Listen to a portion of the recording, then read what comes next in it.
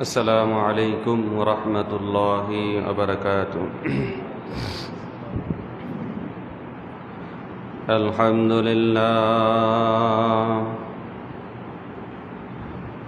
الحمد لله رب العالمين الذي علم الإنسان ما لم يعلم.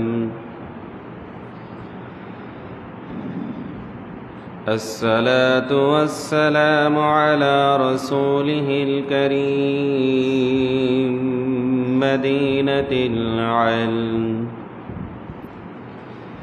وعلى أساسها الهجرة أبي بكر الصديق رضي الله عنه، وعلى مجهر عدله الهجرة عمر رضي الله عنه، وعلى جنورين الهجرة عثمان رضي الله عنه، وعلى بابها الهجرة علي كرم الله وجهه، وعلى آله وصحابه وأولاده وأزواجه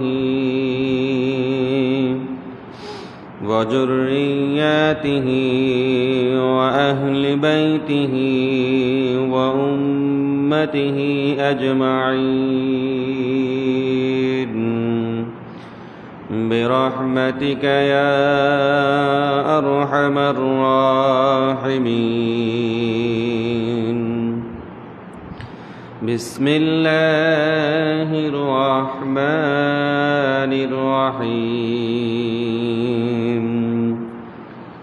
إن الله وملائكته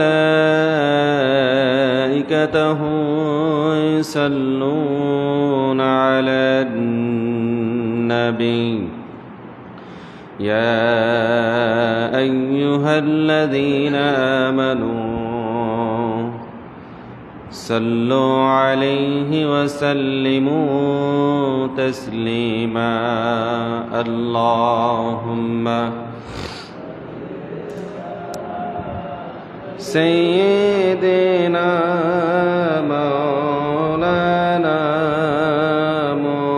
محمد وعلى آل سيدنا مولانا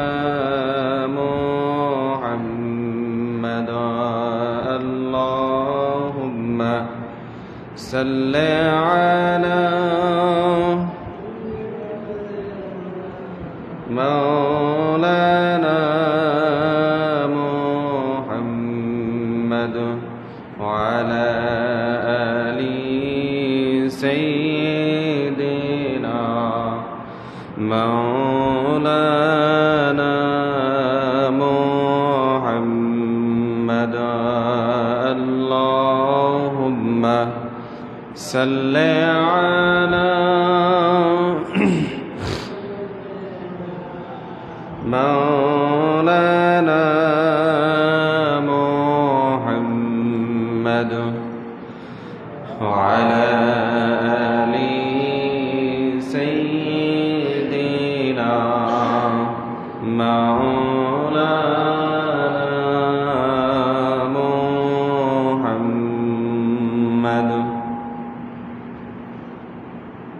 الدعاء مخ العبادة. আল্লাহ পাকের লাখ কোটি শুকরিয়া যে আল্লাহ আমাদের সকলকে শত ব্যস্ততার মাঝে বিভিন্ন সাংসারিক কাজ থেকে আল্লাহ তাআলা আমাদের সকলকে আজকের এই পবিত্র জুমার দিনে, গরিবের হজের দিনে আল্লাহর ঘর এই মসজিদে এসে একত্রিত হওয়ার তৌফিক দান করেছেন। এজন্য আমরা সকলে বলি আলহামদুলিল্লাহ। লক্ষটি দুরূদ সালাম পেশ করছি আল্লাহর সৃষ্টির প্রধান আকর্ষণ, এ বিশ্ব সভার সভাপতি, সমস্ত নবী রাসূলদের মাতার তাজ, শামসুল হিদায়াত, নুরুল হিদায়াত, সৈয়দুল মুরসালিন, রহমাতাল লিল আলামিন, হযরত মুহাম্মদুর রাসূলুল্লাহ সাল্লাল্লাহু আলাইহি ওয়াসাল্লামের উপর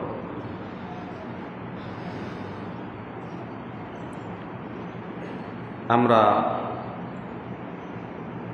আজকে একটি বিষয় নিয়ে আলোচনা করব।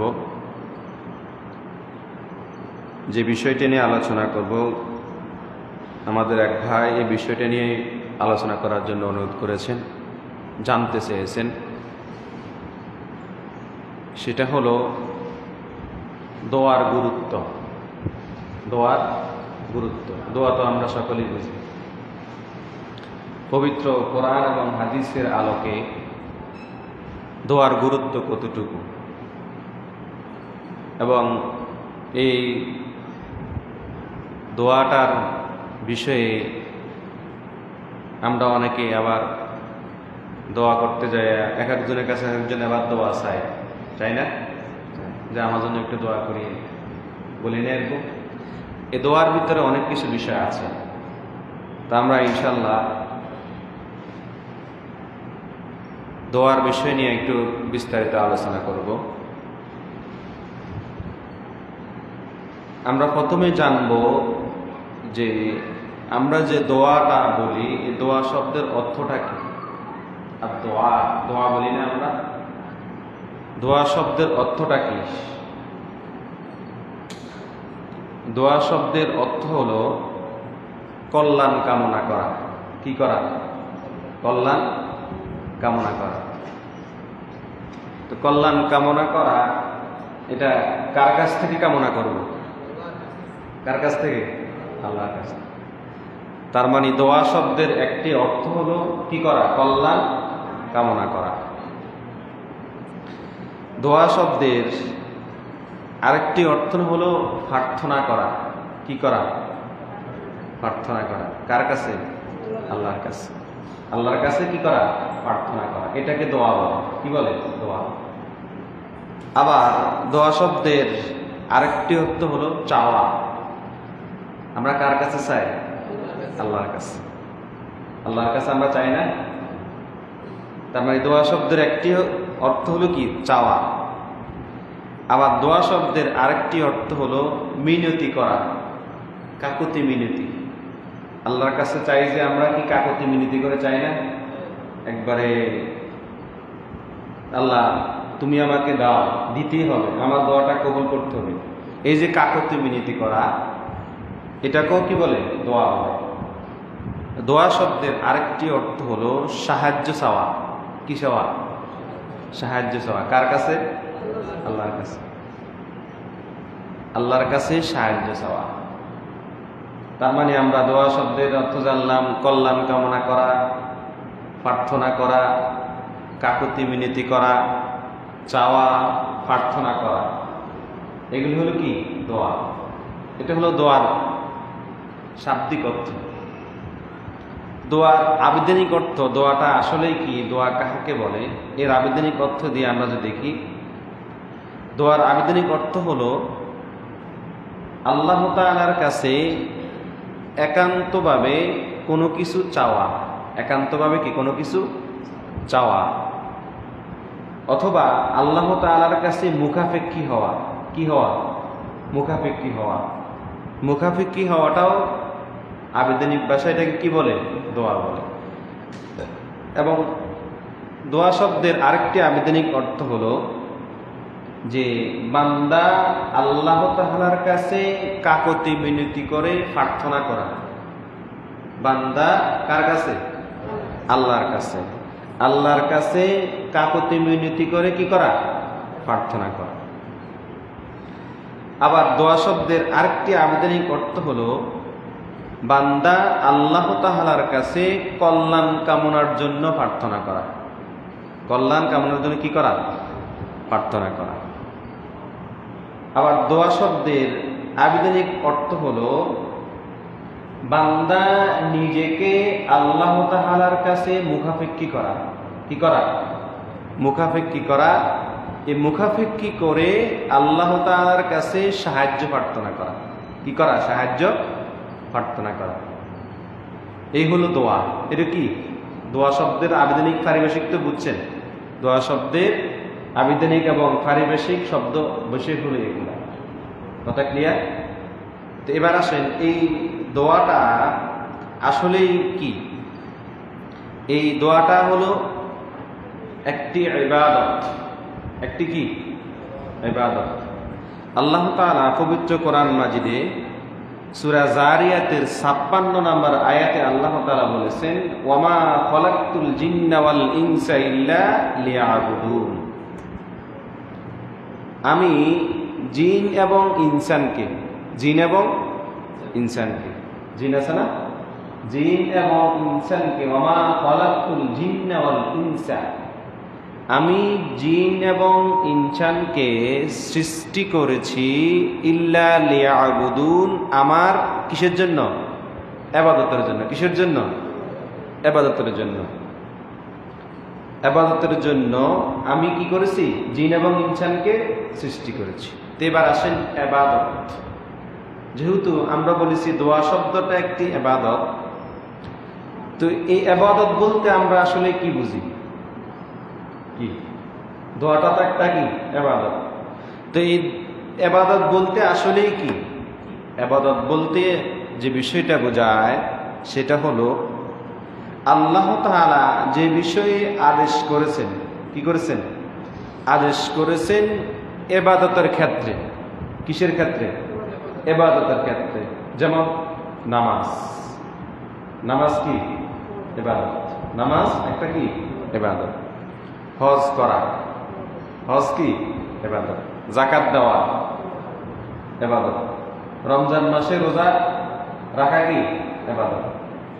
তারপরে আমরা হালাল হারাম থেকে বেঁচে থাকাটাও একটা কি? ইবাদত।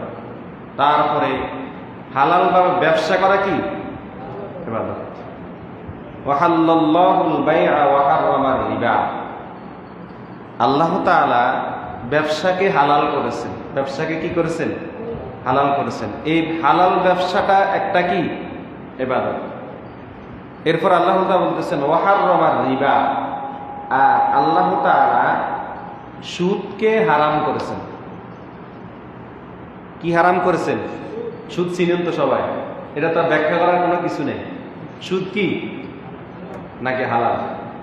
না আমার মনে কষ্ট নেন না, কারণ হুজুর সুদের কথা বললো, এটা আমি কই নাই, কোরআনে আল্লাহ তাআলা বলতেছেন ওয়াহাল্লাল্লাহুল বাইআ ওয়া হারামার, কোরআনের কথা, এটা তো আমার কথা না। তো আল্লাহ বলছে, এটা আল্লাহর কথা বলবো না? এটা কি আমার কথা নাকি? এটা তো আল্লাহর কথা, কোরআন আয়াত। আল্লাহ তাআলা ব্যবসাকে কি করেছেন? হালাল করেছেন। আর সুদকে কি করেছেন? হারাম। তদ্রুপ এই যে আমরা যে নামাজ, রোজা, হজ, যাকাত, কোরআন তেলাওয়াত এগুলো আমরা করি না, এগুলো কি একটা ইবাদত। এই ইবাদতের মধ্যে দোয়াটাও একটি কি? ইবাদত। দোয়াটা একটি কি? ইবাদত। আর এই ইবাদতটা যদি আমরা না করি, কি করি? আমরা অনেকে আজকে দোয়া করতে চাই না। কি করতে চাই না?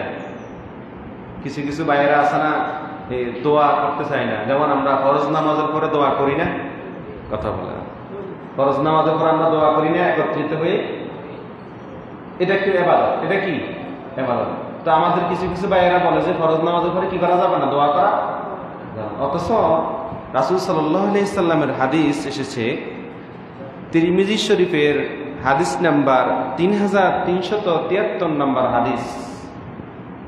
আল্লাহ রাসূল সাল্লাল্লাহু আলাইহি সাল্লাম বলতেছেন যে ইন্নাহু মাল্লাম ইয়াসআলিল্লাহা ইয়াগদাবু আলাইহি, ইন্নাহু নিশ্চয় নিশ্চয় আল্লাহ তাআলা মাল্লাম ইয়াসআলিল্লাহা ইয়াগদাবু আলাইহি, যে আমার নিকট কোনো কিছু চায় না। আল্লাহ তাআলার নিকট কেউ যে কোনো কিছু কি চায় না, এই চাওয়াটা কি? দোয়া। বলছি না আগে, চাওয়াটা কি? দোয়া। তো বলতেছেন কেউ আমার নিকট কোনো কিছু কি চায় না, আমি তার উপর ইয়াগদাবু আলাইহি, আমি তার উপর রাগান্বিত হই। কি হই? আল্লাহ বলতেছেন যে আমার নিকট কোনো কিছু চায় না। চায় না মানে দোয়া শব্দের একটি অর্থ হলো কি? চাওয়া। তো কেউ যদি আমার নিকট না চায় তাহলে আল্লাহ তাআলা কি বলতেছেন? ইয়াগদাবু, হাদিস তিরমিজি শরীফের হাদিস, সহিহ হাদিস, যে আমার নিকট যদি কেউ না চায় তাহলে আমি তার উপর কি হই? রাগান্বিত হই। দেখছেন? অথচ আমরা এই দোয়াটাই একটা ইবাদত, এটাকে আমরা কি আজকে করার জন্য আগ্রহী না, করার জন্য কি? অথচ আল্লাহ বলতেছেন এই ইবাদতটা যদি কেউ না করে, এই ইবাদতটাকে যদি কেউ কি না করে তাহলে আল্লাহ তাআলা কি হন? রাগান্বিত হন। যেহেতু এটা একটা ইবাদত, এটা কি? তো এই ইবাদতটা শুধু কি হুজুরের জন্য না মুয়াজ্জিন সাহেবদের জন্য নাকি সবার জন্য? কথা বলেন। ইবাদত কি শুধু কি হুজুরের জন্য খাস নাকি? না, ইবাদত মানে কি সবার জন্য। আল্লাহর যত বান্দা আছে, আল্লাহর যত কি আছে বান্দা আছে, ওলি বলেন, গাউস বলেন, কুতুব বলেন, মুফতি বলেন, মুহাদ্দিস বলেন, মুফাসসির বলেন, শায়েখ বলেন, যাহা কিছু বলেন, আম জনসাধারণ যাহা কিছু বলেন, বান্দার মধ্যে, কিসের মধ্যে? আল্লাহ তাআলার যারা বান্দা আছে, ওমা খালাকতুল জিন্না ওয়াল ইনসা ইল্লা লিয়াবুদুন। এখানে কি নির্দিষ্ট করে বলছে নাকি যে আল্লাহর ওলি, মুফতি সাহেব, মুহাদ্দিস সাহেব, মুফাসসির সাহেব, এটা কইছে নাকি? দেখেন, আল্লাহ নিজেই বলতেছেন আমি বান্দাকে সৃষ্টি করেছি আমার কিসের জন্য? ইবাদত। তো বান্দা বলতে কি শুধু এক দুইজন নাকি সবাই? সবাই। তার মানে শুধু যে হুজুর দোয়া করবে, হুজুরের দোয়াই হবে, এটা তা না। এই কোরআন আয়াত দ্বারা স্পষ্ট প্রমাণিত যে আপনার দোয়া আপনি কি করতে পারবেন? করতে, যেহেতু এটা ইবাদত, এটা কি ইবাদত? এটা তো সবার জন্য, এটা কি সবার জন্য। তার মানে নিজের জন্য নিজে দোয়া করাটাও কি ইবাদত। কথা ক্লিয়ার? কথা ক্লিয়ার তো? তার মানে আপনি আপনার জন্য কি করতে পারবেন? দোয়া করতে পারবেন, দোয়া করতে পারবেন। এই কোরআন আয়াত দ্বারা স্পষ্ট প্রমাণিত। এই জন্য আল্লাহ তাআলা বলতেছেন যে আমার কাছে যদি কেউ না চায়, ইন্নাহু লাম ইয়াসআলিল্লাহা ইয়াগদাবু আলাইহি, যে আমার নিকট যদি কেউ কি না চায় তাহলে আমি তার উপর কি হই? রাগান্বিত। এরপরে কোরআন আয়াত আল্লাহ তাআলা আরো বলতেছেন, সূরা বাকারার 186 নম্বর আয়াত, ওয়া ইযা সালাকা ইবাদি আন্নী, যে হাবিব, যে আমার বান্দাগণ সালাকা আমার সম্পর্কে জিজ্ঞাসা করে যে আল্লাহ কোথায়, আল্লাহ কি কোথায়। আমরা এক সময় অনেক সময় মাঝে মাঝে বলি না, বিশেষ করে আমাদের মা বোনরা এই কথাগুলো বলে যে আল্লাহ কোন, আল্লাহ দেয় না, তোরা খাইতে বলি। আমাদের গ্রাম্য ভাষায় অনেকে যখন দেখছে তর্ক বিতর্ক হয়ে গেলে, এগুলো তো আমরা সচরাচর দেখি, তর্ক বিতর্ক হয়ে গেলে যে আল্লাহকে তোর লো যেতে পারে না, আল্লাহ কোন, আল্লাহ দেয় না, এটা কইলে বিশেষ করে আমাদের মা বোনরা এই কথাগুলো কি, আবার আমি কি মিশে কথা বলছি নাকি? আর মা বোনরা আরো কষ্ট হইব নাকি? না, এটা তো সচরাচর আমাদের এলাকাতে সবাই কি বলতেছে, এটা বলা যাবে না। এটা কি বলা যাবে না?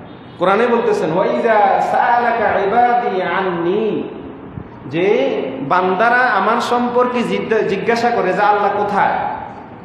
এবার আল্লাহ বলতেছেন রাসূল আপনি বলে দিন কি, ফাইন্নী করিব, আমি বান্দার অতীব নিকটে। অতীব, এত নিকটে স্বামী স্ত্রী যখন মেলামেশার জন্য একত্রিত হয়, স্বামী স্ত্রী যখন মেলামেশার জন্য কি হয়? একত্রিত হয়। এর সে একজন আরেকজনের চেয়ে নিকটে কি আর কোনো কিছু আছে? বুঝেন না মনে কথা? স্বামী স্ত্রী মেলামেশা যখন একত্রিত হয়, এর চেয়ে কি আরো কাছে কি কোনো কিছু আছে? না। তো আমার আল্লাহ বলতেছেন আমি এর চেয়েও বান্দার আরো নিকটে। সুবহানাল্লাহ। বুঝেন না মনে হয় কথা? তো সুবহানাল্লাহ বলেন না যে আল্লাহ বলতেছেন যখন স্বামী স্ত্রী, উদাহরণ দিতে পারি, আমরা স্বামী স্ত্রী যখন একত্রিত হয়, একজন একজনকে আমরা ধরি, এর চেয়ে কি আর কোনো নিকটে আছে নাকি?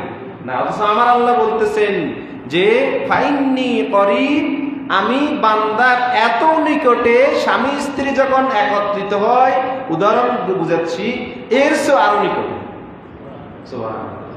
তার মানে বান্দা যখন আল্লাহ তাআলার কাছে যখনই চাইবে তখনই কি করবে? আল্লাহ দোয়া কবুল করবে। কথা বুঝেছেন এখন? এবার বলতেছেন উজিবু দাওয়াতাদ দাঈ ইযা দাআন। আর যখন আমাকে কেউ ডাক দেয়, উজিবু দাওয়াতাদ দাঈ, আল্লাহ বলতেছেন যখন আমার কোনো বান্দা আমাকে কি দেয়, দেখেন কোনো বান্দা বলতে যে কোনো বান্দা, উজিবু দাওয়াতাদ দাঈ ইযা দাআন, এই আয়াতে সকলের জন্য স্পষ্ট। বান্দা বলতে কি? যে কেউ। বান্দা বলতে কি? যে কেউ। যে কেউ যখন আমার কাছে কি চায়। তো দোয়া শব্দের একটি অর্থ কি ভুলে গেছেন নাকি? দোয়া শব্দের একটা অর্থ কি? চাওয়া। দোয়া শব্দের একটা অর্থ কি? চাওয়া। তো যখন কেউ আমার কাছে চায়, হাত তুলে, কি তুলে? নাকি এমনি হাত না তুলে চাইব? বুঝুন না ওনার কথা। হাত চাইতে হলে কি চাইতে হবে? হাত তুলে চাইতে হবে। যেহেতু আমরা ফকির, আল্লাহু গনিয়্যুন ওয়া আনতুমুল ফুকারা, আল্লাহ বলেন ধনী। ধনী বলতে কি? তিনি অমুখাপেক্ষী, কারোর কাছে তিনি মুখাপেক্ষী, আমরা মুখাপেক্ষী। আমরা কার কাছে মুখাপেক্ষী? এজন্য আল্লাহ বলতে বলছেন আল্লাহু গনিয়্যুন ওয়া আনতুমুল ফুকারা, আমি কারো কাছে অমুখাপেক্ষী নয়, আমি দেওয়ার মালিক, আর তোমরা আমার কাছে কি? কোরআন আয়াত আল্লাহ তাআলা বলতেছেন। তার মানে এখানে নির্দিষ্ট করে কারো নাম বলে না, যে কোনো বান্দা যে কোনো টাইমে, আমি হই না কেন, মদিন সাহেব হই না কেন, কাকা, যে কোনো কেউ, যে কেউ যখনই আল্লাহ তাআলার কাছে চাইবে, উজিবু দাওয়াতাদ দাঈ ইযা দাআন, যখনই বান্দা আমার কাছে চাইবে তখনই আমি তাকে দিয়ে দিব। সুবহানাল্লাহ, কোরআন আয়াত আল্লাহ তাআলা বলতেছেন। এরপরে আল্লাহ তাআলা আরো বলতেছেন সূরা গাফিরের 60 নম্বর আয়াতে আল্লাহ তাআলা বলতেছেন ক্বালা রাব্বুকুম উদউনি আস্তাজিব লাকুম। আল্লাহ তাআলা বলতেছেন রাব্বুকুম উদউনি আস্তাজিব লাকুম, তোমরা আমাকে ডাকো। কে বলতেছেন? আল্লাহ বলতেছেন তোমরা আমাকে কি? রাব্বুকুম উদউনি, তোমরা আমাকে কি ডাকো। আস্তাজিব লাকুম, যখনই তোমাদের মধ্যে কেউ আমাকে ডাক দিবে, যখনই তোমাদের মধ্যে কেউ আমাকে কি করবে? ডাক দিবে, আস্তাজিবু লাকুম, তখনই আমি তোমাদের ডাকে সাড়া দিব। সুবহানাল্লাহ, দেখছেন? আপনি যখনই আল্লাহর কাছে চাইবেন, যে কোনো সময়, নির্দিষ্ট করে কোনো সময় না, যে কোনো সময় আপনি আল্লাহ তাআলার কাছে চাইবেন, যখনই চাইবেন তখনই আল্লাহ তাআলা কি করবেন? আপনার ডাকে সাড়া দিবেন। কোরআন আয়াত আল্লাহ তাআলা বলতেছেন। এরপরে আল্লাহ তাআলা কি বলতেছেন? এবার দেখেন, এটা তো হলো চাওয়া। এবার যারা চায় না, দোয়া করতে চায় না, কিছু লোক আছে না দোয়া করতে কি নামাজে সালাম ফিরে দোয়া না করি কি জানা মনে হয়। কিছু কিছু মুসল্লি আছে না সালাম ফিরে দোয়ার জন্য অপেক্ষা করে না, এমনি কালেকশন করে, মসজিদের টিয়াও দেয় না, দোয়া দোয়া করে না, দাম সুন্নত তো হয় না, কিছু হয় না, নাকি নিচে কথা দিচ্ছে।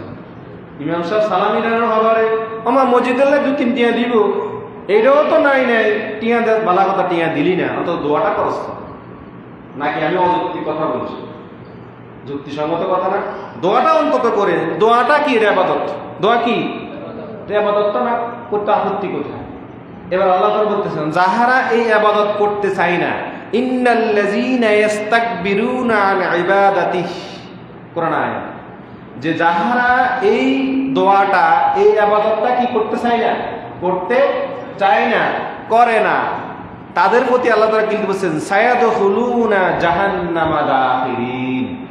কোরআন আয়াত আল্লাহ তাআলা বলতেছেন যে তাহারা অচিরে লাঞ্ছিত অবস্থায় জাহান্নামে প্রবেশ করবে। নাউজুবিল্লাহ। দেখছেন দোয়া কত বড় ফজিলতপূর্ণ একটি ইবাদত। দোয়া, যারা এই দোয়া করতে কি চায় না, তাদের কথা আল্লাহ বলতেছেন ইন্নাল্লাযীনা ইস্তাকবিরুনা আন ইবাদাতিহি, যাহারা এই দোয়া করতে চায় না তাহাদের জন্য কি শাস্তি? সায়াদখুলুনা জাহান্নামা দাখিরিন, তাদের জন্যই লাঞ্ছিত শাস্তি। কি শাস্তি? লাঞ্ছিত শাস্তির মাধ্যমে তারা ইয়াদখুলুনা প্রবেশ করবে কোথায়? জাহান্নামে। তো দোয়া করবেন তো ইনশাআল্লাহ। মসজিদের টিয়া না দিলে অন্তত দোয়াটা করি নাকি? আমার মনে কষ্ট নাকি আপনারা? মসজিদে টাকা দেওয়া এটা ইবাদত না? কথা কই না? মসজিদের জন্য দান সদকা করা এটা কি ইবাদত না? নাকি ইবাদত না? ইবাদত না? তো ইবাদত থেকে গাফলতি কেন? এক টিয়া পাইলে এক টিয়া দেন, অসুবিধা আছে নাকি? কথা বুঝেছেন এখন? তার মানে কোরআন আয়াত থেকে আমরা যে বিষয়গুলো আমরা বুঝলাম, সে বিষয়টা হলো যে এই যে দোয়ার বিষয়টা হলো যে কেউ দোয়া করতে পারবে। যে কেউ কি করতে পারবে? দোয়া করতে পারবে। এখানে নির্দিষ্ট করে যে অমুককে দোয়া করার জন্য বলতে হবে, ওটা করা যাবে, ওটা হলো আলাদা বিষয়। ওটা কি আলাদা বিষয়। আগে আপনার অধিকার হলো আপনি আগে নিজের কাছে চাইবেন। কার কাছে? আল্লাহর কাছে আপনি আগে চাইবেন। যখনই আপনি চাইবেন, এই চাওয়ার ক্ষেত্রে আল্লাহ তাআলা অবশ্যই আপনাকে কি দিবেন? দিয়ে দিবেন। যেটা কোরআন আয়াতে আল্লাহ তাআলা বলে দিয়েছেন যে যখনই বান্দা আমার কাছে কি চাবে, তখনই আমি বান্দাকে আমি কি দিব? দিয়ে দিব। এবার আসেন এই দোয়ার ক্ষেত্রে আমরা যে বিষয়টা আমরা দেখব, সে বিষয়টা হলো যে দোয়া শব্দের আরেকটা বিষয় হলো প্রার্থনা করা। যেটা আমরা বললাম না, কি করা? প্রার্থনা করা। আপনি প্রার্থনা করবেন, এই প্রার্থনাটা একটা কি ইবাদত। যেমন এ প্রসঙ্গে আমরা হাদিস শরীফে দেখব যে দোয়াটা যে একটা ইবাদত, এটা হাদিসে আল্লাহ তাআলা রাসূল বলতেছেন। তিরমিজি শরীফের হাদিসের মধ্যে আল্লাহ রাসূল সাল্লাল্লাহু আলাইহি ওয়াসাল্লাম বলতেছেন, হযরত নোমান ইবনে বাশির রাদিয়াল্লাহু তাআলা আনহু থেকে বর্ণিত, আল্লাহ রাসূল সাল্লাল্লাহু আলাইহি ওয়াসাল্লাম ইরশাদ করতেছেন, আন নোমান ইবনে বাশির আনিন নবী সাল্লাল্লাহু আলাইহি ওয়াসাল্লাম। হযরত নোমান ইবনে বাশির রাদিয়াল্লাহু তাআলা আনহু বলতেছেন যে ইন্নাদ দুআ, রাসূল সাল্লাল্লাহু আলাইহি ওয়াসাল্লাম বলতেছেন, ইন্নাদ দুআ হুয়াল ইবাদা। নিশ্চয় আদ-দুআ হুয়াল ইবাদা। দোয়া হলো কি? ইবাদত। দোয়া কি? ইবাদত। তার মানে এই ইবাদতটা সকলের জন্য। কার জন্য? সকলের জন্য। একসাথে একত্রিত হয়ে এই ইবাদতও করা যায়, আবার একা একাও ইবাদত কি? কথা বুঝেন? এই ইবাদতটা আমরা, নামাজটা ইবাদত না? নামাজটা আমরা একত্রিতভাবে আল্লাহর কাছে আদায় করি না? তেমনি দোয়াটাও কি? কোরআনে হাদিসে আল্লাহ তাআলা বলতেছেন, রাসূল বলতেছেন, ইন্নাদ দুআ হুয়াল ইবাদা, যে নিশ্চয় দোয়াটা হলো কি? ইবাদত। তো এই ইবাদতটা একত্রিত হয়েও সকলে মিলে করা যায়, আবার একা একাও কি করা যায়। তার মানে যখনই মসজিদে আসছেন, একসাথে আমরা নামাজ পড়ার জন্য আসছি, সম্মিলিতভাবে ইমাম সাহেব সহকারে আমরা একসাথে হাত তুলে দোয়া করলাম, এভাবেও করা যাবে। এবং বাড়িতে যাইয়াও আপনি ঘরের কোনায় একটা রুমের ভিতরে যাইয়া একা একাও আল্লাহ তাআলার কাছে হাত তুলে কি করতে পারবেন? আছে না? বাড়িতে আমরা অনেক সময় নামাজ পড়ি না, দেখা গেছে মসজিদে আসতে পারি না, বৃষ্টি বাদলের কারণে অনেক সময় মসজিদে আসা হয় না, আছে না এরকম? তো তাহলে নামাজ কি বাদ দেওয়া যাবে নাকি? তো নামাজ বাড়িতে ঘরে আদায় করেন না? এটা মসজিদে যাইতে পারি না, একটা ফার্স্ট নামাজি দিয়ে ঘরের মধ্যে নামাজ পড়ি না, যে নামাজটা ঘরে উঠলেন ইবাদত, তো দোয়াটাও তো ইবাদত। তখন ঘরের মধ্যে নিজে নিজে হাত তুলে দোয়া করেন। আর আল্লাহ তো বলছেন, বান্দা যখনই আমার কাছে চাইবে তখনই কি দোয়া কবুল। বান্দা চাইলেই কি, যেহেতু ইবাদত, এই ইবাদতটা সকলের জন্য খাস, শুধু নির্দিষ্টভাবে কারোর জন্য কি করা যাবে না, যে অমুকে করলে হবে অমুকে করলে হবে না। আপনার বিশ্বাস থাকতে হবে। কোরআনে আল্লাহ তাআলা বলতেছেন, যখনই বান্দা চাইবে তখনই দোয়া করবেন। এবার আপনি নিজে নিজে আল্লাহর কাছে চান, আল্লাহ আমার ব্যবসাটা ভালো যাইতেছে না, নাকি আমার ব্যবসাটা কি যেতেছে না, আল্লাহ তুমি আমার ব্যবসার বরকত দাও, ঠিক আছে না? আল্লাহ আমার পোলাপান অসুস্থ, আল্লাহ আমার স্ত্রী অসুস্থ, আল্লাহ তুমি আমার স্ত্রীকে সুস্থ করে দাও। কি একা একা করা যাবে না? কোরআন আয়াতে আল্লাহ তাআলা বলতেছেন, হাদিসে বলতেছেন, একা একাও কি নিজের দোয়া নিজে কি করা, বরঞ্চ আল্লাহ বেশি খুশি হন যখন বান্দা আল্লাহ তাআলার কাছে কি চায়। যখনই আপনি হাত তুলবেন, তিনি রহমান রহিম, তিনি তো আমাদেরকে দেওয়ার জন্যই সৃষ্টি করেছেন। নাকি? আমাদেরকে দেওয়ার জন্য সৃষ্টি করেছেন না? যে বান্দাকে আমি কি করেছি, ওমা খালাকতুল জিন্না ওয়াল ইনসা ইল্লা লিয়াবুদুন, আমি আমার জিন এবং ইনসান জাতি মানে মানুষ জাতি এবং জিন জাতিকে আমার ইবাদতের জন্য কি করেছি, সৃষ্টি করেছি। কথা বুঝেছেন এখন? এরপর আসেন আমরা এই দোয়ার সম্পর্কে আরেকটি হাদিস দেখব, যে দোয়ার বিষয়টা আল্লাহ রাসূল সাল্লাল্লাহু আলাইহি সাল্লাম থেকে হাদিস এসেছে, অনেকগুলো হাদিস এসেছে। এই হাদিসটা হলো আপনার তিরমিজি শরীফের হাদিস। আল্লাহ রাসূল সাল্লাল্লাহু আলাইহি সাল্লাম ইরশাদ করেছেন, ইন্নাল্লাহা হাইয়ুন কারীমুন ইয়াস্তাহি, যে নিশ্চয়ই আল্লাহ তাআলা হলেন লজ্জাশীল এবং দয়াশীল। কিশীল? লজ্জাশীল এবং কি দয়াশীল। লজ্জাশীল বলতে আপনি যখন আল্লাহর কাছে হাত তুললেন, মেসাল দিচ্ছি, যখন কোনো ফকির আপনার ঘরের দ্বারা আসে না, আমরা আঙ্গুর নখাইল্লা বসে বুঝি খরাত খুঁজ দিই কি ভিক্ষুক ভিক্ষা খেতে আসে না?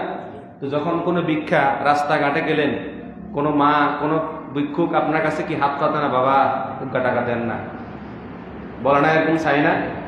যখন চায় তখন আপনার নিজের কাছে কি লজ্জা লাগে না? বেচারাটা আমার কাছে চাইলেও আর ঢুকে দিয়ে 5টি হোক 1টি হোক 10টি হোক কি ও দেন না, মনে হয় দিই না? আপনার নিজের কাছেই লজ্জা লাগতেছে যে অথচ এই ব্যক্তিটার আমি যদি ওই ব্যক্তি হইতাম, আল্লাহ তো আমাকে সে ব্যক্তি কি ভিক্ষুক বানান নাই, একজন ভিক্ষুক আমার কাছে ভিক্ষা চাচ্ছে, আমি লজ্জার মধ্যে নিজের কাছে খারাপ লাগতেছে, ব্যক্তিটা আমার কাছে চাইছে, অসহায়, ঠিক আছে না? অসহায় হয়ে চাইছে, এখন আমি যদি না দেই তখন আমার ভিতরে দয়াটা থাকলো না। যেহেতু আল্লাহ নিজেই বলতেছেন যে তিনি লজ্জাশীল এবং দয়াবান, যখনই বান্দা আল্লাহ তাআলার কাছে হাত তুলে তখনই আল্লাহ তাআলা লজ্জা পান। কি পান? লজ্জা পান। লজ্জা তো আমরা সকলে বুঝি, লজ্জা পান। এবং লজ্জা পাওয়ার সাথে সাথে তিনি যে রহমানুর রহিম, তিনি যে দয়াবান, ওই দয়াকে তিনি দেখাইয়া দিগা বান্দা যাহা চাইবায় আল্লাহর সাথে সাথে তা কবুল করে নেয়। এজন্যই বলতেছেন ইন্নাল্লাহা, নিশ্চয় আল্লাহ, নিশ্চয় হাইয়ুন কারীমুন ইয়াস্তাহি, আল্লাহ তাআলা বলেন লজ্জাশীল এবং কি দয়াবান। এরপর নবীজি বলতেছেন ইজা রাফা'আর রাজুলু ইলাইহি ইয়াদাইহি, যখন কোন ব্যক্তি রফা মানে উঠায়, ইয়াদাই মানে তার দুই হাত, ইজা রাফা'আর রাজুলু ইলাইহি ইয়াদাইহি, যখন কোন ব্যক্তি তার দুই হাত আল্লাহ তাআলার কাছে উঠায়। হাদিস বলতেছি, তিরমিজি শরীফের হাদিস, যে যখন কোন ব্যক্তি যে কেউ ব্যক্তি যখন আল্লাহ তাআলার কাছে হাত তুলে, কি তুলে? রফা মানে উঠানো, হাত উঠানো, ইয়াদাই মানে দুই হাত। যখনই কোনো ব্যক্তি আল্লাহ তাআলার কাছে দুই হাত তুলে, এরপরে নবীজি বলতেছেন আন ইয়ারুদ্দাহুমা সিফরা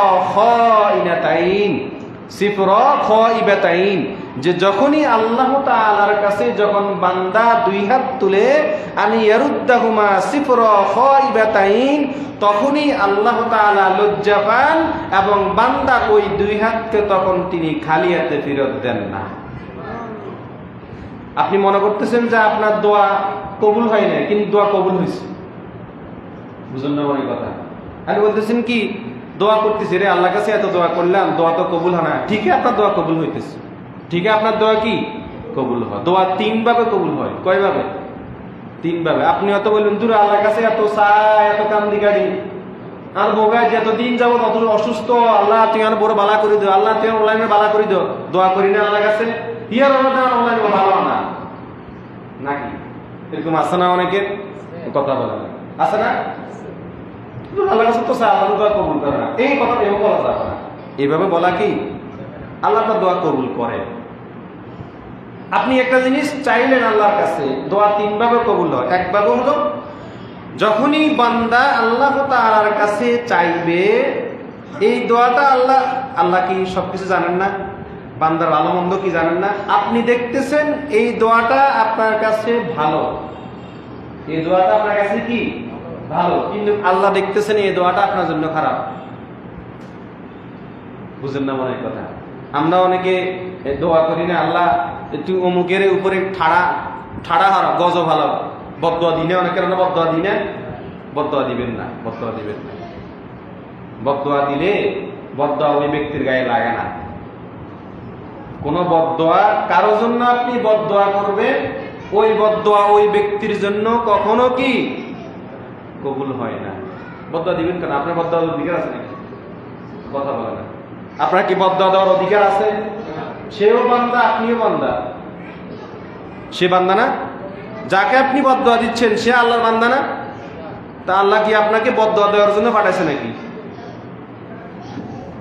আল্লাহ তো বদদোয়া দেওয়ার জন্য কি পাঠায় নাই, দোয়ার জন্য পাঠাইছে, ভালো দোয়ার জন্য। কি দোয়ার জন্য? ভালো দোয়ার জন্য পাঠাইছে। ওই বদদোয়াটা যার জন্য আপনি বদদোয়া করলেন, ওই বদদোয়াটা তার উপরে না যাইয়া আল্লাহ রাগান্বিত হয়ে আপনার উপরে দিবেন। বুঝেন না মনে হয় কথা? ওই ব্যক্তির ক্যান্সারের জন্য দোয়া করলেন, আল্লাহ ওই ব্যক্তি তুই ক্যান্সারে মারিয়ে গেল। এরকম শত্রুতামি আছে না অনেক আমার এলাকার মধ্যে? আছে না? আমার কথা কয় না, আছে না শত্রুতামি? তো শত্রুতামি করি এবার আল্লাহ কাছে বদদোয়া দোয়া করলেন। এই যে শত্রুতামি করে দোয়া করলেন, তাকে আল্লাহ তুই ক্যান্সারে মারিয়ে গেল, তাকে হানির ডোবায় মারিয়ে গেল, তাকে আগুনে পুড়ে মারিয়ে গেল, এই যে একটা বদদোয়া করলাম না, এই বদদোয়াটা আল্লাহ কখনো কি করেন না? কবুল করেন না। এই কবুল না করে উল্টা আপনার উপরে এই বদদোয়াটা আল্লাহ দিয়ে দেন। আল্লাহ কি রাগান্বিত হয়ে দেন? কি রে, ওইটাও তো আমার বান্দা, তুমিও আর বান্দা, ওই ব্যক্তিও আমার বান্দা, তুমিও কি আমার বান্দা, তুমি কেন ওই ব্যক্তির জন্য বদদোয়া দিলা? এই জন্য হাদিসে আসছে, রাসূল সাল্লাল্লাহু আলাইহি ওয়াসাল্লাম বলছেন, সাবধান সাবধান, তোমরা কখনো কেউ কারোর জন্য বদদোয়া দিও না, ভালোর জন্য দোয়া করবে। ভালোর জন্য কি করবা? দোয়া করবা, সুস্থতার জন্য দোয়া করবা। হাদিস শরীফে আসছে এই জন্য যে কেউ যদি কারো ভালোর জন্য দোয়া চায়, যেমন এক ব্যক্তি অসুস্থ, এক ব্যক্তি কি অসুস্থ, আমরা ইমাম সাহেবের কাছে আয়েন না, হুজুর আমার মেয়ে অসুস্থ, আমার বউ অসুস্থ, ছেলে মেয়ে অসুস্থ, দোয়া চান না? এই যে দোয়াটা চাইলে যখনই সবাই একত্রিত হয়ে দোয়া করবেন, হাদিসে আসছে যখন কেউ যদি অন্যের জন্য দোয়া করে, অন্যের জন্য কি দোয়া করে, ওই ব্যক্তি বিপদে আছে, ব্যক্তি কি বিপদে আছে, তাকে বিপদ থেকে উদ্ধার করার জন্য আপনি কি করলেন? আল্লাহ আমার ভাইকে বিপদ থেকে তুমি কি করে দাও? উদ্ধার করে দাও। তো ওই যে ওই ব্যক্তি বিপদ থেকে উদ্ধার হওয়ার আগে এর মাঝে কিন্তু আপনিও কিছু বিপদের মধ্যে আছেন নাকি? আমি অনেক সময় বিপদে থাকি না? আমাদের কি সবসময় কি ভালো দিক যায় না? অনেক সময় খারাপ দিক যায় না? বলে না, খারাপ দিক যায় না? সবসময় কি ভালো যায় না? ওই যে ওই ব্যক্তির বিপদ থেকে উদ্ধার হওয়ার জন্য দোয়া করলেন, আল্লাহ তাআলা খুশি হইয়া তার দোয়া কবুল হওয়ার আগে আগে আপনার বিপদে যেটা আছে ওটাকে আপনার আল্লাহ উদ্ধার করে দিবেন। মানে একজন মুসলমান আরেকজন মুসলমানের জন্য দোয়া করলে কি করলে? দোয়া করলে তখনই ওই দোয়াটা ওই ব্যক্তির জন্য যে করলেন, আল্লাহ তাআলা খুশি হইয়া ওই তার আগে আপনার যে বিপদ আছে ওই বিপদটা আপনাকে উদ্ধার করে দেবেন। এই জন্য একজন একজনের কাছে দোয়া চাওয়া হাদিসে কি আছে আমরা সামনে আলোচনা করব। এরপর আসেন, দোয়া কবুল হওয়ার সবচাইতে উত্তম সময় কখন? দোয়া তো এটা একটা ইবাদত না? এটা কি ইবাদত? তো এই ইবাদতটা কখন আল্লাহ তাআলার কাছে সবচাইতে বেশি কবুল হয় জানার দরকার আছে না? এই প্রসঙ্গে হাদিস শরীফে আসছে, হাদিসটাও তাও তিরমিজি শরীফের হাদিস। তিরমিজি শরীফের হাদিস, রাসূল সাল্লাল্লাহু আলাইহি ওয়াসাল্লামকে জিজ্ঞাসা করলো যে ইয়া রাসূলুল্লাহ আইয়ুদ দুআই আসমা, যে আল্লাহ রাসূল আমরা যে এই যে দোয়াটা করব এই দোয়াটা কখন বেশি কবুল হয়? আল্লাহ তাআলা আমাদের বান্দার জন্য কিছু কিছু খাস রহমত দিয়েছেন, যেমন কি শবে কদরের রাত্রি দিচ্ছেন না, শবে বরাতের রাত্রি, আশুরার রাত্রি, দুই ঈদের রাত্রি, এই রাতগুলা গুরুত্বপূর্ণ রাত। এই রাতগুলো কি গুরুত্বপূর্ণ রাত, ইবাদত বন্দেগীর রাত, ইবাদত বন্দেগীর কি রাত। এই রাতগুলা যেমন শবে কদরের ইবাদত করলে 84 বছর 4 মাস, এক রাত্রের ইবাদত। কয় রাত্র? বুঝেন না মনে হয় কথা? শবে কদরের রাত্রিতে এক রাত্রে ইবাদত করলে কত বছর? 84 বছর 4 মাস, এক রাত্রের ইবাদত। সুবহানাল্লাহ, দেখছেন তো? তেমনি এই যে দোয়াটা একটা আল্লাহ তাআলার ইবাদত, তো সাহাবীরা জিজ্ঞাসা করলেন এটা তো একটা ইবাদত, তো ইবাদতটা আমরা কখন করলে আল্লাহ অতি তাড়াতাড়ি কবুল করবে? আপনার দরকার হলো কবুল করার বিষয় কি করা? তখন এবার রাসূল সাল্লাল্লাহু আলাইহি ওয়াসাল্লাম বলতেছেন যে জাওফাল লাইলিল আখির, যে রাত্রের শেষ ভাগের দোয়া, রাত্রের কি শেষ ভাগের দোয়া। হাদিসের মধ্যে বাবা আসছে, ব্যাখ্যার মধ্যে এই জাওফাল লাইল আখার মানে তাহাজ্জুদের সময়ের দোয়া। কিসের সময়? তাহাজ্জুদ, বুঝেন তো? তাহাজ্জুদ রাত্রের শেষ ভাগে, রাত্রের কি ভাগে? শেষ ভাগে, ফজরের নামাজের অন্তত কমসে কম নিম্নে আধা ঘন্টা আগে, ফজরের আজান ওয়াক্ত শুরু হওয়ার কত কমসে কম নিম্নে আধা ঘন্টা আগে। ওয়াক্ত তখন কি হয় না শুরু, টাইম আমরা তো সকলেই জানি। এখন আমাদের কাছে অ্যাপস আছে, কখন তাহাজ্জুদের সময় আমরা জানি না, জানি তো। জাওফাল লাইলিল আখির, রাত্রের শেষার্ধে, শেষের রাত্রে, কি রাত্রে? শেষ রাত্রে। হাদিস শরীফে আসছে আল্লাহ তাআলা কুদরতিভাবে দুনিয়ার আসমানে অবতরণ করেন। কিভাবে? কুদরতি বলতে হবে। কি বলতে হবে? কুদরতি বলতে হবে। নাকি আল্লাহ তাআলা সশরীরে আগমন নামেন? আল্লাহ তাআলার আকার নিয়ে আমাদের কোনো কথা বলা ইমান, দেখছেন? ঠিক রাখতে হবে।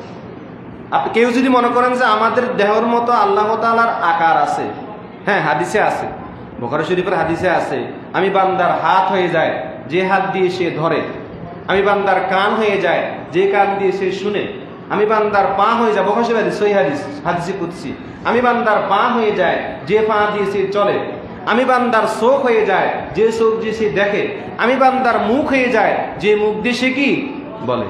তার মানে এখানে এই হাদিসটা দ্বারা বুঝালো কি আল্লাহ তাআলার অঙ্গ প্রত্যঙ্গ কি আছে। তবে আমাদের আহলে সুন্নাত ওয়াল জামাতের আকীদা হলো আল্লাহ তাআলার অঙ্গ প্রত্যঙ্গ আছে, আমাদের মতো এইভাবে বলা যাবে না। কেমন আছে এটা আল্লাহু আ'লামু। কোরআনে আল্লাহ তাআলা বলতেছেন লাইসা কামিসলিহি শাই, লাইসা কোরআন আয়াত, লাইসা কামিসলিহি শাই, আল্লাহ তাআলার কাছে কোনো কিছুর মেসাল উদাহরণ দেওয়া যাবে না। তিনি যে নিরাকার এই কথাও বলা যাবে না সরাসরি, এই কথাও কি বলা যাবে না। আবার যে তিনি যে আমাদের মতো এরকম দেহ বিশিষ্ট এই কথাও কি বলা যাবে না। তার মানে হুজুর আপনি যে বললেন আল্লাহ তাআলা দুনিয়ার আসমানে নামেন, প্রশ্ন জাগেনি যে প্রত্যেক রাত্রে শেষ রাত্রে তাহাজ্জুদের সময়, কোন সময়? নবীজি কেন বললেন শেষ রাত্রে দোয়া কবুল হয়? জানো না? ওই সময় আল্লাহ তাআলা কুদরতিভাবে দুনিয়ার আসমানে নামেন। এই দুনিয়ার আসমানে নামার মুহাদ্দিসিনরা ব্যাখ্যা বলতেছেন, শুধু হাদিস মানলে হবে না, মুহাদ্দিসদের ব্যাখ্যাও মানতে হবে। মুহাদ্দিসরা বলতেছেন আল্লাহ তাআলা দুনিয়ার আসমানে নামা মানি তিনি দুনিয়ার আসমানে নামেন না, তিনি দুনিয়ার আসমানে রহমতের দৃষ্টিতে তাকান। কিসের দৃষ্টিতে? আল্লাহ পুরা সৃষ্টি জগৎ যাহা কিছু আছে সবকিছু আল্লাহ তাআলার আয়ত্তের ভিতরে না বাহিরে? ভিতরে না? ভিতরে। ইলম, আল্লাহ তাআলার ইলম মানে যেখানে যাবেন আল্লাহ তাআলার কাছ থেকে আপনি বাইরেতে পারবেন না। কোরআনে বলতেছেন তোমরা যদি পারো তোমরা আমার সীমানার বাইরে চলে যাও, সীমানার বাইরে যেতে পারবেন। যদি কেউ চেষ্টা করো, আপনি বাংলাদেশ থেকে ভারত যান, ভারত থেকে আল্লাহ নাই, কথা বলে না। পাকিস্তান যান, ভারত থেকে আল্লাহ নাই। সৃষ্টি জগতেই আল্লাহ আছে। আল্লাহ মানে এই আল্লাহ আছে মানে কি পুরো সৃষ্টি জগতের সৃষ্টি করতেই তো তিনি। কথা বুঝেন না মনে হয়? সৃষ্টিকর্তাকে আল্লাহ, যেদিকে যাবেন ওখানে আল্লাহ আছে, যেখানে যাবেন সেখানে আপনি দোয়া করতে পারবেন। মসজিদে আসি যে দোয়া করতে হবে তা না, সাথে মসজিদে তো নামাজ জন্য আসবেন। মসজিদ বাদে আপনি পৃথিবীর যে কোনো জায়গায় যান, পাঁচ জায়গা পাইলে ওখানে আপনি নামাজ কি করতে পারবেন? আদায়, ওখানে আপনি দোয়া করতে পারবেন।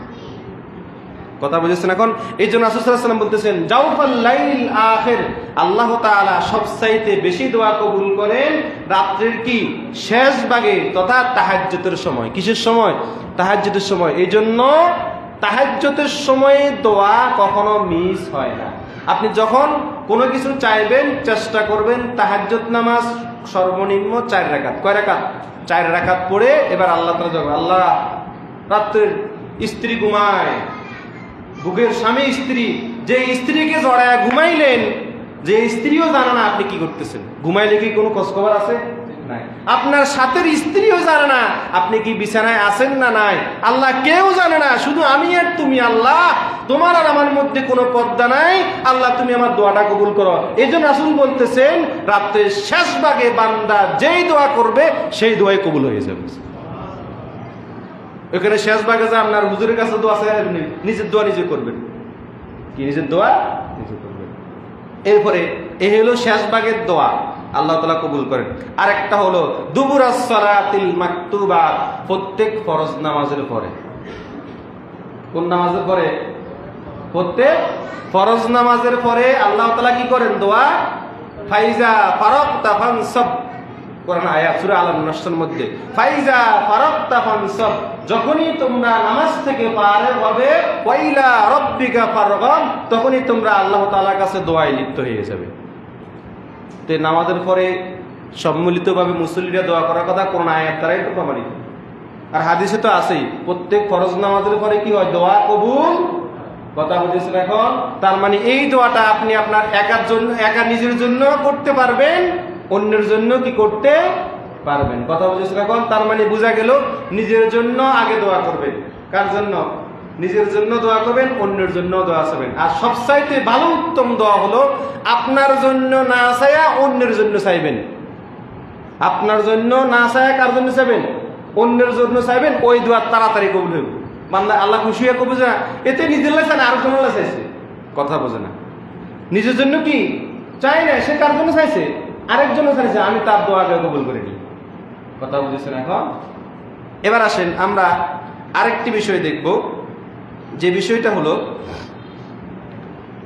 আমরা ইমাম সাহেবের কাছে দোয়া চান না। আজকে 2-3 জন আমার কাছে দোয়া আছে। তো এই দোয়া চাওয়াটা মানে কি আমি হত্যা দোয়া করুন নাকি? আমি কি হত্যা দোয়া করুন নাকি? আপনারা একসাথে একত্রিত হয়ে দোয়া করি না? তো এই যে অনেকে বলেন যে খালি নিজের দোয়া তো বুঝলেন, নিজের দোয়া নিজে করা যাবে, এটা ক্লিয়ার তো।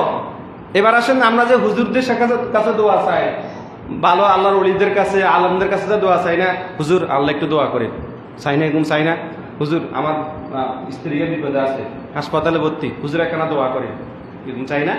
এবার আসেন এই যে ইমাম সাহেবের কাছে বা খতিব সাহেবের কাছে, আলমদের কাছে দোয়া চাওয়াটা, এটা রাসূল সাল্লাল্লাহু আলাইহি ওয়াসাল্লামের একটা সুন্নত। রাসূল সাল্লাল্লাহু একটা কি সুন্নত। হাদিস শরীফে আসছে, হাদিসটা হলো তিরমিজি শরীফের হাদিস। আল্লাহ রাসূল সাল্লাল্লাহু আলাইহি ওয়াসাল্লাম থেকে ইরশাদ করা হয়েছে যে হযরত আব্দুল্লাহ ইবনে ওমর রাদিয়াল্লাহু তাআলা আনহু থেকে বর্ণিত, আন ইবনে ওমর আন্নাহু ইজাস্তাআযানান নবী সাল্লাল্লাহু আলাইহি ওয়াসাল্লাম ফিল উমরা। হযরত ওমর রাদিয়াল্লাহু তাআলা আনহু উমরা করার জন্য যাবেন। কিসের জন্য? উমরা করার জন্য যাবেন। নবীজির কাছে গেছেন দোয়ার জন্য। কে? হযরত ওমর। ওমরের কি না ছিলেন নাকি আমরা? ওমর রাদিয়াল্লাহু আনহু ইসলামের দ্বিতীয় খলিফা, ইসলামের ওমর রাদিয়াল্লাহু তাআলা আনহু আন্না উস্তাযানান নবী সাল্লাল্লাহু আলাইহি ওয়াসাল্লাম ফিল উমরা। হযরত ওমর রাদিয়াল্লাহু তাআলা আনহু উমরা করতে যাবেন। কিসের জন্য? উমরা করতে যাবেন। নবীজির কাছে আসছেন কি যাওয়ার জন্য? নবীজির কাছে কি যাওয়ার জন্য আসছেন? যে হুজুর আমি তো উমরা করতে যাব, আমার জন্য একটু কি করেন। এরকম আমরা চাই না? চাই না? কথা বলেন। একজনের কাছে একজন চাই না, হুজুর কালকে আমি একটু ঢাকা যাবো, বা আমার স্ত্রী অসুস্থ, একটু খাসকে দোয়া করেন, বলি না? হাদিস, এগুলো হাদিস থেকে প্রমাণিত। তো এবার ওমর রাদিয়াল্লাহু আনহু নবীজির কাছে দোয়া চাইছেন। দেখেন এবার নবীজি কি বলতেছে, দেখেন যে ফাজিনা লাহু। এবার ওমর রাদিয়াল্লাহু আনহু অনুমতি দিলেন, ঠিক আছে যাও, আমি তো তোমার জন্য দোয়া করব, উমরা করার জন্য কি যাও। তবে ওমর এই কথাটা শুনো, ওয়াকালা লাহু ইয়া উখাইয়া আশরিকনা ফি শাইইন মিন দুআইকা। হে ওমর, তবে এই কথাটা শুনে রাখো, যখন তুমি আল্লাহ তাআলার কাছে উমরাতে যায়া দোয়া করবে, তোমার ওই দোয়াতে তুমি তোমার এই ভাই আমার জন্য দোয়াতে তুমি স্মরণ করিও। হাদিস। যখনই তুমি উমরাতে যাবে, অনুমতি দিলাম, আমার কাছে তো দোয়ার জন্য আসছে, এবার আমি তোমার কাছে দোয়া চাইলাম, যখনই তুমি উমরাতে যাবে আর উমরাতে কি তুলবে? হাত তুলবে, তখন ওই দোয়াতে তুমি আমার জন্য কি করিও? দোয়া করিও। তার মানে নবীজি শিখাই দিতেছেন যে আমরা যে হুজুরদের কাছে, আলেমদের কাছে দোয়া চাই, এটাও হাদিস দ্বারা কি প্রমাণিত, এটাও নবীজির সুন্নত। তার মানে ছোট হয়েও বড় হয়েও ছোট। এই হাদিস থেকে আরেকটা বিষয় জানবেন, আল্লাহ সাল্লাল্লাহু আলাইহি ওয়াসাল্লামের চেয়েও কি পৃথিবীতে শ্রেষ্ঠ আর কেউ আছে নাকি? জোরে বলেন, আর কেউ আছে নাকি? না অন্য কেউ আছে? পৃথিবীর সবচাইতে শ্রেষ্ঠ সৃষ্টি হলেন কে? রাসূল। যার উসিলাই এই পৃথিবীর সৃষ্টি, যার উসিলাই কে পৃথিবীর সৃষ্টি। তো নবীজি হলেন সর্বশ্রেষ্ঠ সৃষ্টি। আল্লাহ তাআলা সৃষ্টি জগতের মধ্যে সবচাইতে শ্রেষ্ঠ সৃষ্টিকে আমাদের নবী। আর আল্লাহ তাআলার কাছে সবচাইতে মহব্বতের ব্যক্তিকে আমাদের নবী। আমাদের নবী ছাড়া কি আর কারো বেশি মহব্বত করছে নাকি? না। তো রাসূল হলেন বড়, ওমর হলেন ছোট। বুঝে কথা বোঝা যায় তো? রাসূল হলেন কি বড়, তো ওমর হলেন ছোট। ওমর ছোট হইয়া নবীজির কাছে আসছেন দোয়ার জন্য, যে হুজুর আমার জন্য কি করি, আমি দোয়া করি না, আমি উমরা যাইতেছি। এবার নবীজি একটা শিক্ষা দিয়ে দিলেন, বুইস্তু মুআল্লিমান। নবীজি আমাদের জন্য শিক্ষক না করবে, ইন্নী ক্বাদ বুইস্তু মুআল্লিমান, আমি তোমাদের জন্য শিক্ষক হিসেবে কি হয়েছি, প্রেরিত হয়েছি। তার মানে শিক্ষকের কাজ হলো শিক্ষা দেওয়া। কি দেওয়া? এবার নবীজি আমাদেরকে শিক্ষা দিচ্ছেন যে ওমর যে আমার কাছে দোয়া চাইলো, তার মানে এই দোয়া চাওয়া যদি আমার কাছে একটু অহংকার থেকে যাবে। ওমর আমার কাছে দোয়া চাইলো, একটা অহংকার। বুঝলেন না অনেক কথা?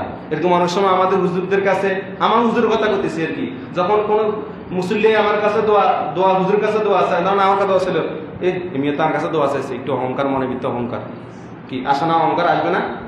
তো নবীজি বলতেছেন অহংকার যাতে না আসে এই জন্য তিনি বড় হইয়া ওমর ছোটর কাছে দোয়া চাইছেন। বুঝুন না অনেক কথা? নবীজি আবার কার কাছে দোয়া চাইছেন? তার মানে মর্যাদা যত বেশি হোক না কেন, আপনি একজন আলেমের কাছে দোয়া চাইছেন, আবার ওই আলেম উল্টা আপনার কাছে কি করতে চাইবে? দোয়া। ছোট বড়র কাছে দোয়া চাইতে পারবে, বড় ছোটর কাছে কি করতে পাইবে? দোয়া করতে পারবে। কথা বুঝেছেন এখন? তার মানে এই হাদিস থেকে স্পষ্ট প্রমাণিত হয়ে যায় আমরা যে হুজুরদের কাছে কি চাই, দোয়া চাই, এই হাদিসটারও কি। আবার হুজুরও যে আমরা মাঝে মাঝে বলি না আমরা দোয়া করি, কোনাই ব্যবসা মুসল্লি করে কোনা, যে খালি কি আমরা দোয়া করুন নাকি, আমরা আল্লাহ দোয়া করতেন না? একজন একজনের জন্য কি, সবাই তো আমরা মুসলমান, সবাই আল্লাহর বান্দা না? কথা বুঝেছেন এখন? এরপরে আসেন আমরা আরেকটি হাদিস দেখব, সরাসরি খতিবের কাছে, ইমাম সাহেবের কাছে, মানে জুমার ইমাম সাহেবের কাছে দোয়া চাওয়া। হাদিসটা স্পষ্ট এসেছে। এই হাদিসটা হলো সহিহ বুখারীর হাদিস, হাদিস নাম্বার 1029 নম্বর হাদিস। আল্লাহ রাসূল সাল্লাল্লাহু আলাইহি ওয়াসাল্লাম একদিন এই খুতবা দিচ্ছেন, হাদিসটার ইবারত আমি পড়তে যাচ্ছি না, সময় কম, সংক্ষেপে আমি বলে দিচ্ছি। আল্লাহ রাসূল সাল্লাল্লাহু আলাইহি ওয়াসাল্লাম একদিন খুতবা দিচ্ছেন মিম্বারের মধ্যে। কোথায়? মিম্বারের মধ্যে বসে খুতবা দিচ্ছেন। হঠাৎ করে গ্রাম্য ব্যক্তি, গ্রাম্য বেদুইন, গ্রামের লোক, গ্রামের মদিনা শরীফ থেকে অনেক দূরে গ্রাম থেকে একজন ব্যক্তি এসছে জুমার খুতবা দেওয়া অবস্থায়। গ্রাম থেকে একজন ব্যক্তি এসছে, ব্যক্তি আয়েশা রাসূল সাল্লাল্লাহু আলাইহি ওয়াসাল্লামের কাছে দোয়া চাইতেছে। কার কাছে? যে আল্লাহ রাসূল, আমি সব সংক্ষিপ্ত বলে দিচ্ছি হাদিসের বাবার্থতা, যে অধিক পরিমাণে বৃষ্টি হইতেছে। কোথায়? সেই এলাকায় অধিক পরিমাণে কি হইতেছে? বৃষ্টি হইতেছে। এই বৃষ্টি হওয়ার কারণে আমাদের গবাদি পশুগুলা কি হয়ে যায়? বৃষ্টির কারণে মরে যাচ্ছে। আমাদের ফসল কি হয়ে যাচ্ছে? অতিরিক্ত বৃষ্টি হলে ফসল নষ্ট হয় না নাকি? মিশা কথা বলছি।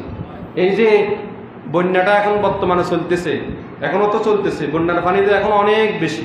আমাদের এদিকে না আল্লাহ রহম করছে, দেখছেন এটা কত রহমত আল্লাহ। যারা বন্যার ভিতরে, আমরা নিজেরাও গেছে দেখছি, কোমর পরিমাণ বুক পর্যন্ত নামি দেখতে হয়েছে মানুষদেরকে। তাহলে এই যে বৃষ্টির পানি পড়লো, এই যে অতিরিক্ত বৃষ্টিতে আমাদের ফসল নষ্ট হয়ে যায় না? ধান ক্ষেত নষ্ট হয়, বিভিন্ন ফসলাদি নষ্ট হয়ে যায় না?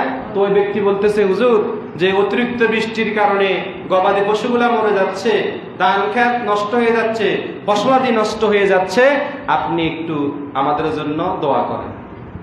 কি করেন? তো হুজুর ওই সময় মিম্বারের মধ্যে তিনি খতিব, নবীজি তখন কোথায়? মিম্বারের মধ্যে জুমার দিন বয়ান করতেছেন।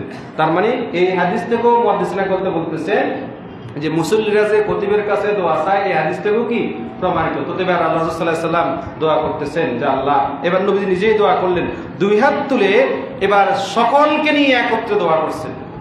জুমার মসজিদে যখন বেদুইন দোয়া চাইল, তখন সাহাবীরা কি সামনে ছিল না? এই যে আমি জুমার বয়ান করতেছি, আপনারা আমার সামনে আসলেন না? তো নবীজি জুমার বয়ান করে কি সাহাবীরা কি ওয়াজ শুনতে পারবো না? যে ওই অবস্থায় একজন ব্যক্তি দোয়া চাইছেন, তার মানে নবীজি এবার সকলকে নিয়ে একসাথে কি করছেন? আল্লাহ তাআলার কাছে দোয়া করছেন, আল্লাহ এই বৃষ্টিটাকে তুমি কি করো? হেফাজত করো, বৃষ্টিটা তুমি বন্ধ করে দাও। বৃষ্টি বন্ধ হলেই তো কি ক্ষতিপূরণটা কমে যায়। নবীজি দোয়া করলেন সংক্ষিপ্ত। তার মানে হাদিস থেকে আমরা স্পষ্ট দেখলাম যে আমরা মুসল্লিরা যে ইমাম সাহেবের কাছে দোয়া চাবে, এটাও হাদিস ধরে কি প্রমাণিত। আবার ইমাম সাহেব যে দোয়া চাইছে তারা, ইমাম সাহেবও মুসল্লিদের কি দোয়া চাইতে পারবে, যেটা আগের হাদিসে যেহেতু নবীজি দোয়া চাইছে না ওমরের কাছে, তার মানে সবাই সবার জন্য কি করতে চাইবে? দোয়া করতে। কথা বুঝেছেন এখন? তো এটা হলো কি একটা ইবাদত। এটা কি একটা ইবাদত। অন্তত কিছু না পারেন, মসজিদে আসছেন, আমার খুব কষ্ট লাগে অনেক সময় মাঝে মাঝে সালাম ফিরাই মসজিদের জন্য কালেকশন করে, মসজিদের কালেকশন তো দেন না, মনে কষ্ট দেন নাকি? দেন না, আবার দোয়া না করিও চলে যায়। সুন্নত মুআক্কাদাও নাই, কিছু নাই। আরে ভাই, সপ্তাহে একটা দিন জুমার দিন মসজিদে আসছেন, 5 ওয়াক্ত নামাজ তো করেন না, অন্তত জুমার দিনে যে মসজিদে আসছেন কাবলাল জুমা বা আদাল জুমা শেষ করে অন্তত ইমাম সাহেবের লগে একসাথে একসাথে দোয়াটাও করতে পারেন। কত হতবাগান আমরা হতবাগান। এটা পুরা সপ্তাহে আমাদের কোনো কি নামাজ নাই, কালাম নাই, জুমার দিন আসছি একত্রিত আল্লাহর কাছে দোয়া করতে পারি না যে আল্লাহ এই জুমার উসিলে পুরা সপ্তাহের গুনাহ খাতাগুলো মাফ করো? এই কথাও কি আমরা বলতে পারবো না? এটা কি একটা দোয়া? কথা বুঝেছেন এখন? এটা হলো একটা ইবাদত। এটা কি ইবাদত? আল্লাহ তাআলা আমাদের সকলকে যেন এই যে আজকে দোয়ার বিষয়ে আলোচনা করলাম, এই যে দোয়াটা একটা ইবাদত, এই ইবাদত করার জন্য সকলকে তৌফিক দান করুন। সকলে বলুন আমিন। আমার কাছে একটা বিষয় জানার জন্য, যেহেতু সময় কম, নামাজের বিষয় নিয়ে দু একটা মাসালার কথা বলা হয়েছে।